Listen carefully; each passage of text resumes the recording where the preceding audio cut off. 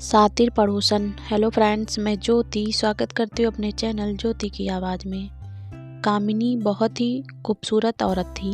उसे अपनी खूबसूरती पर बहुत घमंड था, लेकिन उसकी शादी बहुत ही साधारण दिखने वाले आलोकनाथ से हो गई थी, जिसे वो बिल्कुल भी पसंद नहीं करती थी। आलोकनाथ दफ्तर के मार्केटिंग विभाग में क्लर्क का काम करता था। महीने के 15 दिन वो टूर पर ही रहता। तनख्वाह भी ठीक ही थी, लेकिन कामिनी की हर दिन नई नई फरमाइशों को पूरा करने के चक्कर में महीने के पहले हफ्ते में ही उसकी सारी तनख्वाह खत्म हो जाती थी। एक दिन की बात है, सुबह का समय था। कामिनी बिस्तर पर लेटी थी, तभी आलोकनाथ ने उसे जगाते हुए कहा, आलोकनाथ, क्या बात है कामिनी, आज बहुत देर तक सोई हुई हो? कामिनी, अरे जिसकी किस्मत ही सो गई हो वो जाग कर क्या करे? आलोकनाथ, क्या बात है, आज सुबह सुबह ही ताने? कामिनी, तो क्या चाहते हैं आप? सुबह सुबह आपकी आरती उतारना शुरू कर दूं या पैर दबाऊं? आलोकनाथ समझ गया कि कामिनी को कोई चीज़ चाहिए, क्योंकि जब भी उसे कोई चीज़ चाहिए होती थी वो इसी तरह का नाटक करने लगती थी। आलोकनाथ, अरे क्या चाहिए तुम्हें, बोलो ना। कामिनी, हाँ हाँ बोल तो ऐसे रहे हो जैसे चार चांद तारे लेकर आ जाओगे मेरे लिए। कितने दिनों से आपको सोने की रिंग के लिए बोल रही हूँ, लेकिन तुम तो एक कान से सुनकर दूसरे कान से निकाल देते हो। आलोकनाथ, जब जितनी हैसियत है मेरी उतना ही तो कर पाऊँगा मैं, और अभी मेरी हाथ तंग है। 2-3 महीने रुक जाओ ना, फिर दिला दूँगा मैं। कामिनी, तो फिर मुझसे पूछते क्यों हो कि क्या चाहिए? जाइए अपना काम करिए, मेरे सिर में बहुत दर्द है। आलोकनाथ क्या करता, किसी तरह कर्ज लेकर कामिनी के लिए रिंग ले आया, लेकिन कामिनी बहुत ही लालची औरत थी। उसे हमेशा कुछ नया चाहिए होता था। इस बीच कामिनी के पड़ोस में एक नया शादीशुदा जोड़ा अमन और सुप्रिया रहने के लिए आए। जब अपनी बड़ी सी कार में से अमन और सुप्रिया उतरे तो कामिनी अपनी बालकनी से उन्हें घूरते हुए सोचने लगी। कामिनी मन में, वाह कितना हैंडसम लड़का है, क्या मस्त कपल है दोनों, काफ़ी अमीर भी लग रहे हैं दोनों, कितनी महंगी कार है इनकी, और एक मेरे पति हैं, ना शक्ल अच्छी है और ना ही कमाई। कामिनी को जब पता लगा कि ये जोड़ा बिल्कुल उनके बगल में रहने के लिए आया है, तो वो उनसे दोस्ती करने के लिए मचल उठी। खास तौर पर अमन से उसकी दोस्ती करने की बहुत इच्छा थी। एक दिन वो उनके घर गई। उसने दरवाज़ा खटखटाया। दरवाज़ा अमन ने ही खोला। सामने से अमन को देखकर वो उस पर और भी लट्टू हो गई। कामनी, जी वो मैं आपके पड़ोस में रहती हूँ, थोड़ी चीनी चाहिए थी मुझे। अमन जी, अभी देता हूँ। अमन, सुप्रिया, सुप्रिया जरा कटोरी में चीनी तो ले आना। सुप्रिया चीनी लेकर आ गई। अमन ने उसे कामनी को देने को कहा। इस बीच कामनी की नज़र अमन के घर पर थी। काफ़ी महंगी और एंटी चीज़ों से सजा हुआ था उसका घर। जब सुप्रिया ने कामनी को चीनी की कटोरी दी तो उसकी नज़र सुप्रिया के गले में पहने नेकलेस पर गई। उसने अंदाज़ा लगाया कि ये डायमंड का ही होगा। सुप्रिया और अमन दोनों ने कामिनी को घर के अंदर आने को कहा, तो उसने कहा कि फिर किसी दिन। कामिनी जब चीनी की कटोरी लेकर अपने घर गई तो आलोकनाथ की नज़र उस पर गई।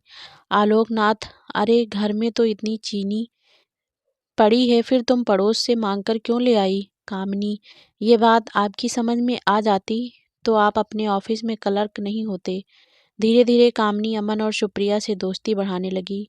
जल्दी वो उनका विश्वास जीतने में कामयाब हो गई। कभी कभी सुप्रिया किसी काम से बाहर गई होती तो वो सुप्रिया की गैर हाजिरी में भी अमन के पास चली जाती और उससे घंटों बातें करती। अमन हंसते हुए, अरे बस करिए भाभी, आप तो हंसा हंसा कर जान ही ले लेंगी। कामनी, अरे ऐसा मत कहिए अमन, आपकी जान हमारे लिए बहुत कीमती है, हम तो आपके लिए अपनी जान भी दे सकते हैं। एक बात बोलिए तो। अमन, ये आप क्या कह रही हैं? कामनी, अरे आप तो सीरियस ही हो गए। अब आपकी भाभी को आपसे मजाक करने का भी अधिकार नहीं है क्या? इनडायरेक्टली वो अमन को कई तरह के इशारे भी करती और उसे अपने झूठे प्रेम जाल में फंसाने की कोशिश भी करती, क्योंकि उसे पता था कि अमन बहुत ही अमीर है और वो उसकी सारी ख्वाहिशों को पूरा कर सकता है। लेकिन अमन अपनी पत्नी से बहुत प्यार करता था, इसीलिए वो कामनी की इन हरकतों को का कोई जवाब नहीं देता था। एक दिन की बात है, कामनी अमन और सुप्रिया से मिलने उसके घर गई। सुप्रिया, अरे आइए, आइए भाभी, हम आपकी ही बातें कर रहे थे। कामनी, मेरी बात? सुप्रिया, अरे ये अमन तो हमेशा आपकी बात करते रहते हैं। कामनी, अच्छा, क्या बात करे कहते हैं अमन? इस बीच सुप्रिया के भाई की शादी तय हो गई। उसके मायके वाले उससे बार बार बुला रहे थे। हाल इसीलिए सुप्रिया को शादी के 20 दिन पहले ही जाना पड़ा। अमन को इतनी लंबी छुट्टी नहीं मिलती, इसीलिए उसने शादी के कुछ दिन पहले जाने का तय किया था। इधर कामनी को जब पता लगा कि सुप्रिया 20 दिनों के लिए अपने मायके जा रही है तो उसने मन ही मन एक प्लान बनाया। कामनी मन में, यही सही मौका है अमन को फंसाने का। आलोक भी बाहर हैं और सुप्रिया भी अपने मायके गई हुई है। सुप्रिया को मायके गए हुए अभी 2 ही दिन हुए थे। रात को 9 बजे कामनी ने अमन के घर का दरवाजा खटखटाया। अमन ने जरा देर से दरवाजा खोला। कामनी, क्या बात है अमन, बहुत देर कर दिया दरवाजा खोलने में? अमन, अरे भाभी, वो किचन में रोटियां बना रहा था। आपको तो पता है ना, मुझे बाहर का खाना बिल्कुल पसंद नहीं है। कामनी, अरे तो मुझे कह दिया होता, मैं बना देती। लगता है आप मुझे पराया समझते हैं। अमन, अरे नहीं नहीं भाभी, ऐसी बात नहीं है, मुझे खाना बनाना अच्छा लगता है। कामनी, मुझे ये अच्छा नहीं लगता कि मेरे रहते हुए आप किचन में खाना बनाएं। कामनी, भले ही अपने घर में कम ही खाना बनाती थी, लेकिन यहाँ तो उसका मकसद कुछ और था। वो किचन में गई और उसके लिए फटाफट खाना बनाने लगी। उसने न सिर्फ खाना बनाया बल्कि अमन को खिलाया भी। अब तो कामनी सुबह शाम उसके घर आती और उसका खाना बनाती। अमन को कामनी का ये स्वभाव बहुत अच्छा लगा। एक दिन अमन, कामनी भाभी, मैं आपको क्या कहूँ, सच में आप मेरी बहुत मदद कर रही हैं। नहीं तो खाना बनाना और ऑफिस भी संभालना सच में बहुत मुश्किल काम है। एक दिन की बात है, कामनी सुबह सुबह अमन के घर आई। अमन को लगा कि हर दिन की तरह वो खाना बनाने आई होगी, लेकिन हर दिन वो 8 बजे के बाद आती हैं। लेकिन आज तो 7 बजे ही आ गई हैं। कामनी, अरे अमन, वो क्या है ना कि आज मेरा शावर खराब हो गया है। बुरा ना मानो तो मैं आज तुम्हारे बाथरूम में नहा लूं? अमन ने हामी भर दी। इधर कामनी तो किसी और फिराक में थी। उसने अमन के बाथरूम में कैमरा छुपाया और उसमें ऑटोमेटिक क्लिक बटन ऑन कर दिया। थोड़ी देर बाद वो जोर से चिल्लाई। अमन डर गया कि आखिर क्या हो गया। वो भागा भागा बाथरूम के पास आया।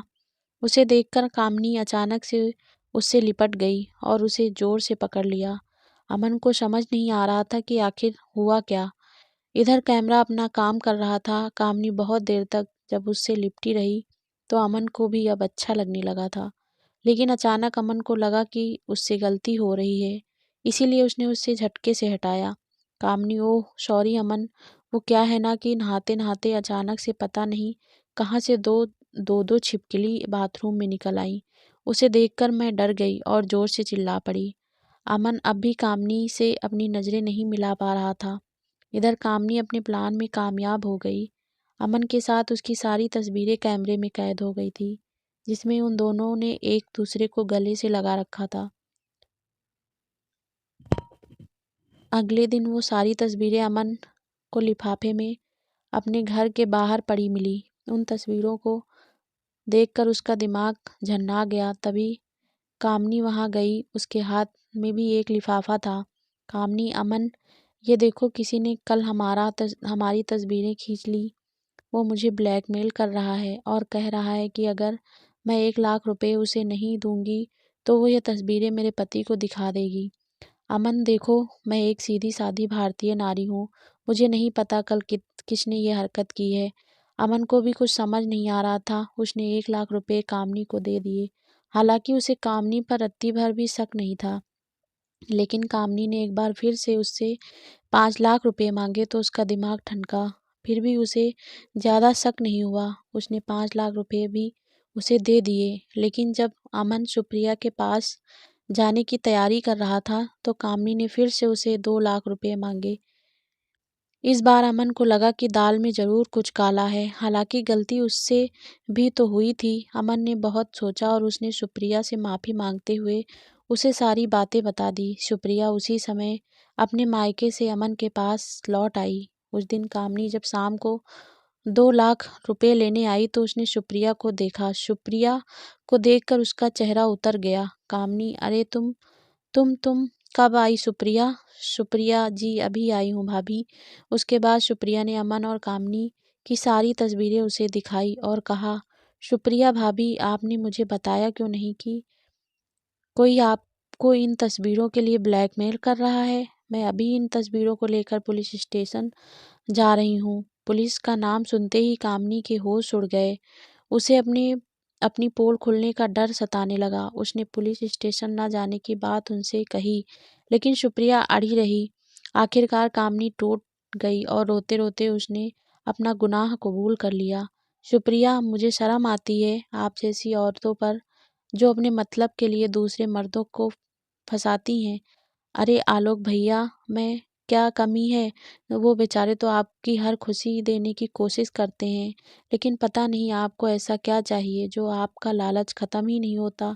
कामिनी को अपनी गलती का एहसास हो गया था। उसने उन दोनों से माफ़ी मांग ली, लेकिन अमन और सुप्रिया ने कुछ दिनों बाद अपना फ्लैट खाली कर दिया और वो कहीं और रहने चले गए। तो दोस्तों, कैसी लगी आपको ये सातिर पड़ोसन की कहानी? अगर अच्छी लगी हो तो प्लीज़ लाइक करना और शेयर भी करना अपने दोस्तों के साथ, और ऐसी ही वीडियो के लिए हमारे चैनल को सब्सक्राइब कीजिएगा। दोस्तों, अगर कोई गलती हुई हो तो मुझे माफ़ कर दीजिएगा। और फ्रेंड्स, ऐसे ही अपना सपोर्ट और प्यार बनाए रखिएगा प्लीज़। ज़्यादा से ज़्यादा हमारे वीडियो को